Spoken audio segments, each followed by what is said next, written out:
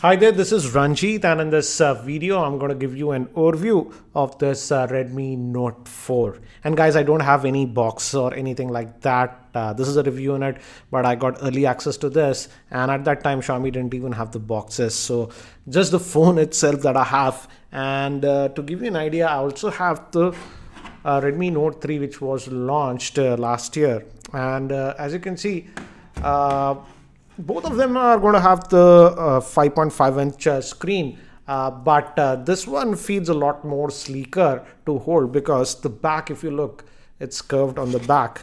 This one also had a curve, but this one has even more curve. In fact, I would say in terms of in-hand feel, it feels similar to this Mi Max build quality. So the build quality has certainly improved on this one, as you can see. And this one is powered by the Snapdragon 625 chipset. That's the main difference, I would say. And again, the fingerprint scanner and all those stuff are still there. We also have the IR blaster. Let me give you a physical overview first. On the top, we have the 3.5mm headphone jack, IR blaster, secondary noise cancellation microphone. Again, I have to tell, as I told you, the build quality has improved.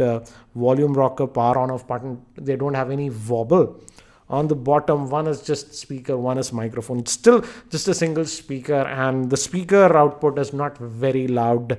Again, I had that same complaint with the Redmi Note 3, and this one also, the speaker volume is just similar, not very loud.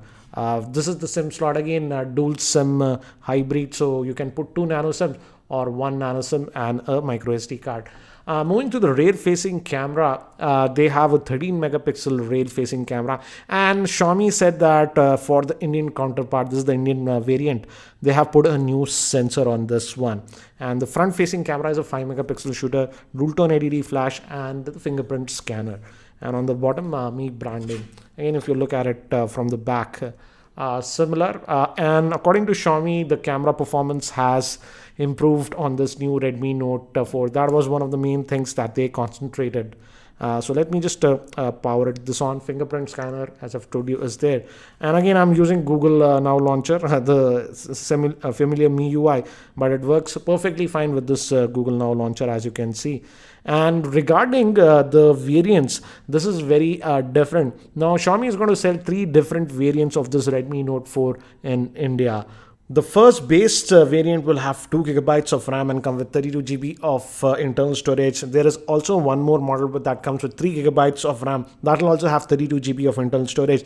And there is also one more model that comes with 4 gigabytes of RAM, and that will have 64 GB storage. And the one that we have is the 4 gigabyte RAM model, and this comes with 64 GB of internal storage. And out of the box, I would say out of that 64 gigabytes, you get 53.65 gigabytes of space available to you. So that is what you get. So now we have 3 different models.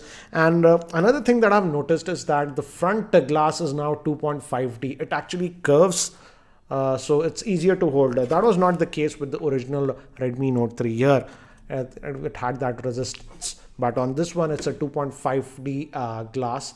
So it easily glides like this. And moving to the battery, this one is having a 4100 milliamp hour battery, and the combination of 4100 milliamp hour battery and the Snapdragon 625 is sort of insane. Even the regular Redmi Note 3 used to get very good battery life, but this one improves it further.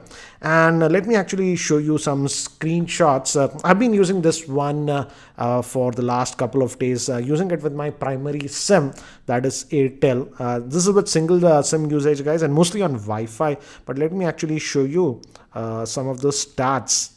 And as you can see from this one, it's off the charger for 3 days and 3 hours. So it's 3 days, guys. This was single charge, and at the time I took the screenshot, it was at 14%.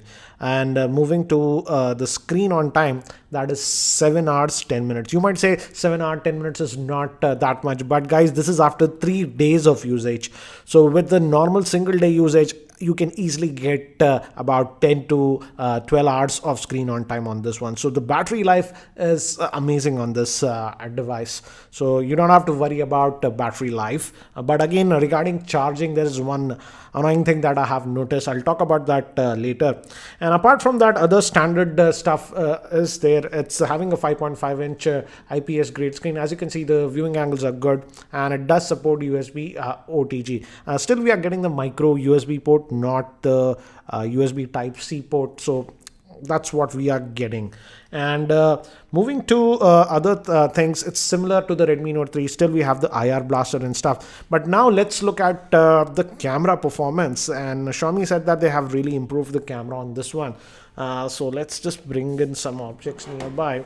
And we have the tap to focus functionality, and you can take the snaps very quickly. I like the fact that on this Redmi Note 4, when you use the tap to focus, it does not overexpose. With the Redmi Note 3, I always had that problem. So here are some of the sample shots that I took with the Redmi Note 4 so that you can have a better idea.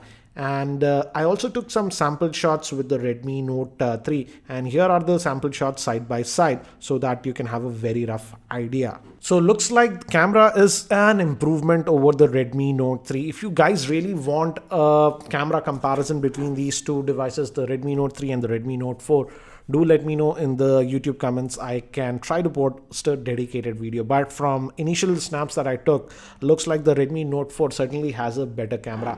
But I doubt it can compete with the likes of the Moto G4 Plus, because this one does not have a laser autofocusing system. And with very close objects, I noticed that it was having difficulty in focusing. But nevertheless, the camera looks to be better than the Redmi Note 3.